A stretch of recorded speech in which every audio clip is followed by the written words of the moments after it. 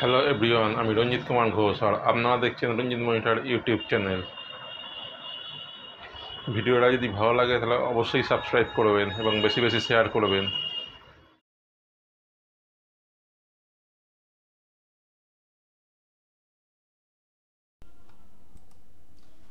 ক্রোমের logo কিভাবে তৈরি করা যায় চলুন দেখা যাক। প্রথমে এলিপস টুলে ক্লিক করতে হবে, করার পর শিফট আর কন্ট্রোল চেপে এটাকে টানতে হবে।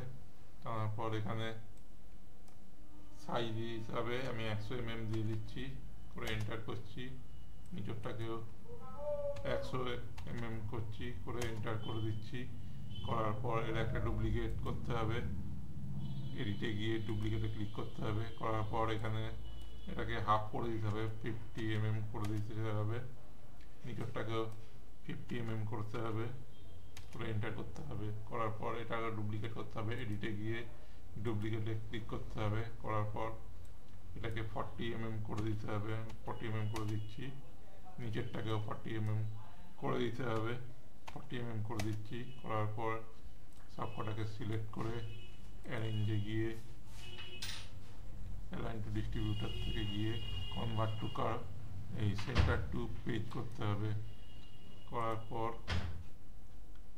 ফ্রি হ্যান্ড টুলে ক্লিক করতে হবে। করার পর এখান থেকে একটা ফ্রি হ্যান্ড টুলের এখানে এই যে ছাড়তে হবে। ছাড়ার পর পিক টুলে ক্লিক করে এখানে ক্লিক করতে হবে। এই সেন্টারটাকে এইখানে সেন্টারে নিয়ে আসতে হবে। নিয়ে আসার পর আবার ক্লিক করতে হবে। করার পর প্লাস চিহ্ন দিয়ে একটা কপি তৈরি করতে হবে। এখানে 120 ডিগ্রি করে এন্টার করতে হবে। তারপর এখানে আবার প্লাস চিহ্ন দিয়ে একটা ডুপ্লিকেট করতে হবে। করার পর এখানে 240 দিয়ে এন্টার করতে হবে। করার পর এখানে স্মার্ট ফিলে ক্লিক করতে হবে।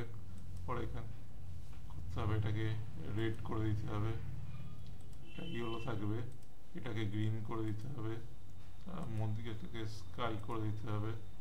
করার পর পিক টুলে ক্লিক করে এটাকে আউটলাইনটা নো আউটলাইন করে দিতে হবে। করার পর এটা অ্যারেঞ্জে গিয়ে গ্রুপ করে দিতে হবে। এইভাবে ক্রোমের লোগো তৈরি করতে হয়। তারপর এটাকে এক্সপোর্ট করার জন্য ফাইলে ক্লিক করতে হবে, গিয়ে এক্সপোর্টে ক্লিক করতে হবে। করার পর এটাকে ডেস্কটপে রেখে এটাকে 12 করে দিচ্ছি। করার পর এটা জেপিজি এদের থেকে এক্সপোর্টে ক্লিক করতে হবে। করার পর ওকেতে ক্লিক করতে হবে। করার পর ক্রোমের লোগো চলে এসছে। দেখা যাক এরমভাবে ক্রোমের লোগো তৈরি করতে হয়। ভিডিওটা যদি ভালো লাগে তাহলে অবশ্যই সাবস্ক্রাইব করবে।